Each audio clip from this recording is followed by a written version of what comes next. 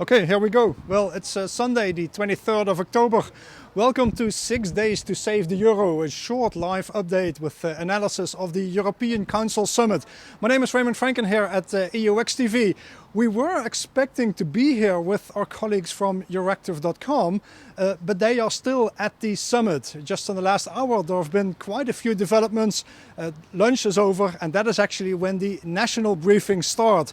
Everybody is waiting for a joint co-briefing between Nicolas Sarkozy, the French president, and Angela Merkel. This Merkozy briefing, of course, is the key to what we are going to see further.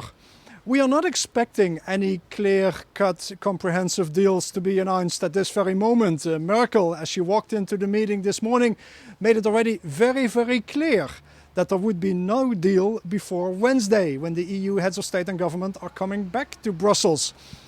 She couldn't agree to anything that will be hammered out tonight and today here in Brussels, simply because Merkel has to involve the Bundestag, the German parliament. So she can say something like, we're close to an agreement, but for the final agreement she still needs to have permission from the Bundestag. And that is likely to happen tomorrow or Tuesday if necessary. And then everybody can come back here in Brussels to finally reach that comprehensive agreement that everybody is talking about.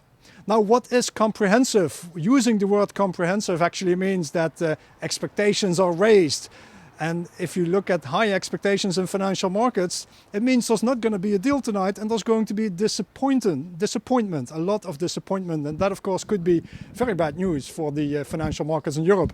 They've already fallen quite a bit during September, recovered somewhat in the last few weeks.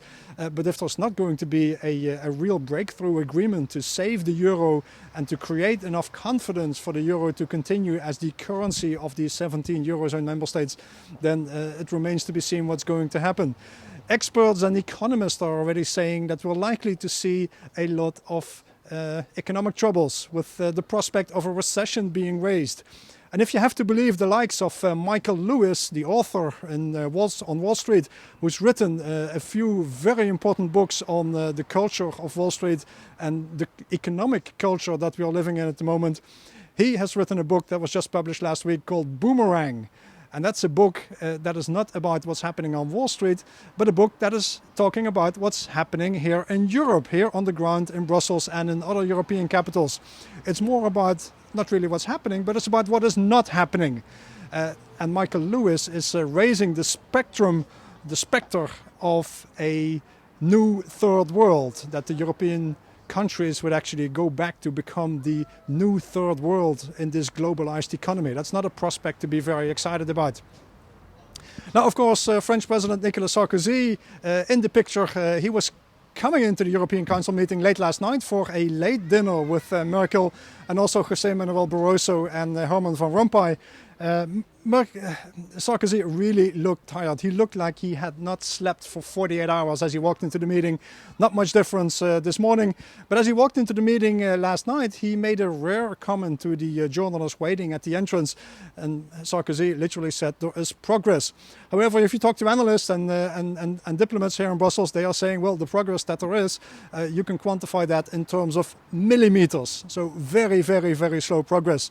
And I think that in the next few hours, when Merkel and Sarkozy will talk to the press together, it'll become clear actually what that progress is about and how much more work needs to be done. Now, what happened so far here in Brussels is that we had the meeting of the EU heads of state and government, the 27 countries, not just the 17 Euro countries, but the 27 countries that are part of this European Union. And that means that the likes of David Cameron, the UK Prime Minister, will also at the table.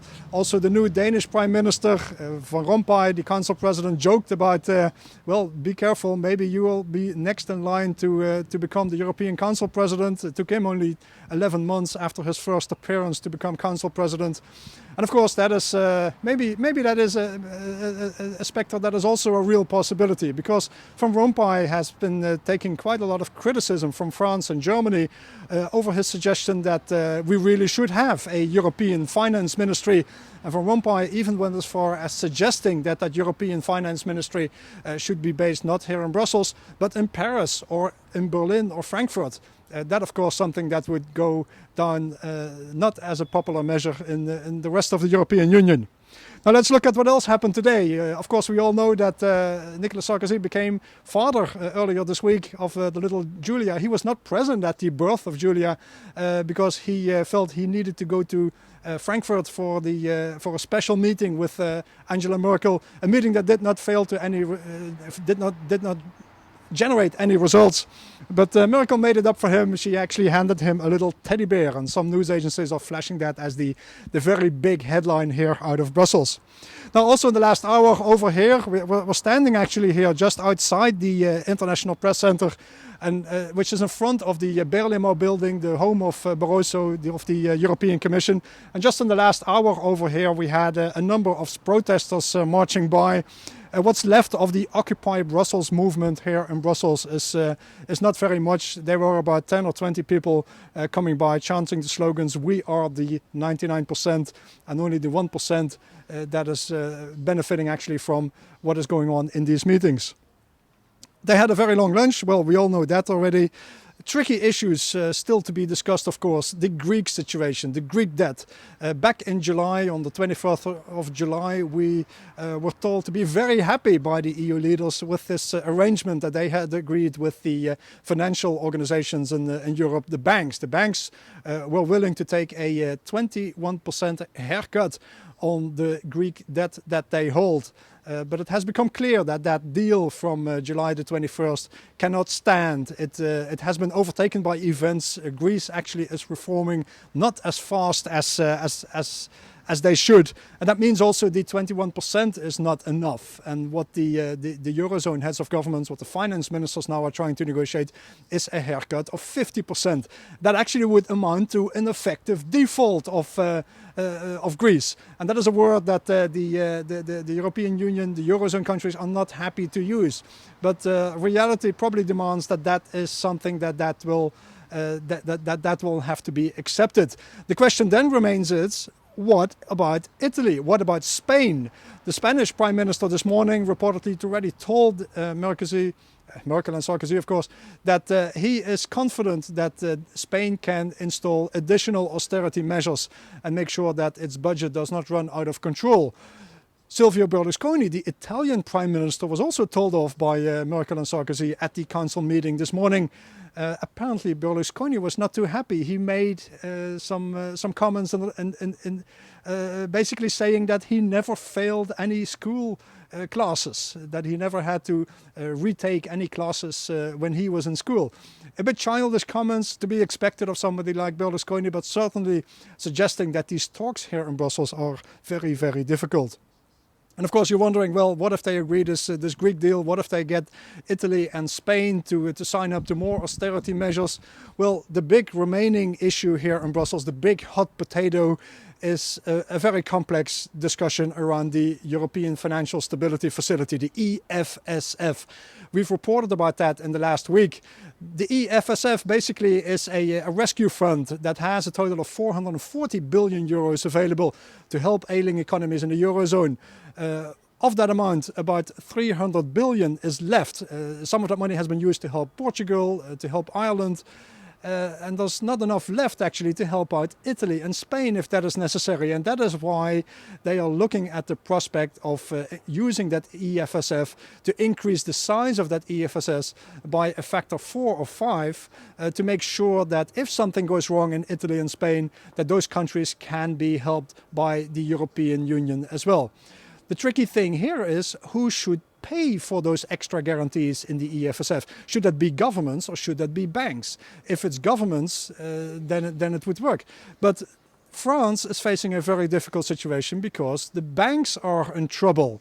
Some of these banks are highly exposed to Greek debts, and that means that if the government has to bail out these banks, its own situation is going to deteriorate, and that is going to be a very tricky issue, especially given that Moody's, the rating agencies, has placed the French government's AAA debt rating under review. And that means that sometime in the next year or sometime in the next 6 months, if the situation deteriorates and if the French banks have to write off their losses on the Greek debts, then there is a real prospect that France would also lose its AAA debt rating.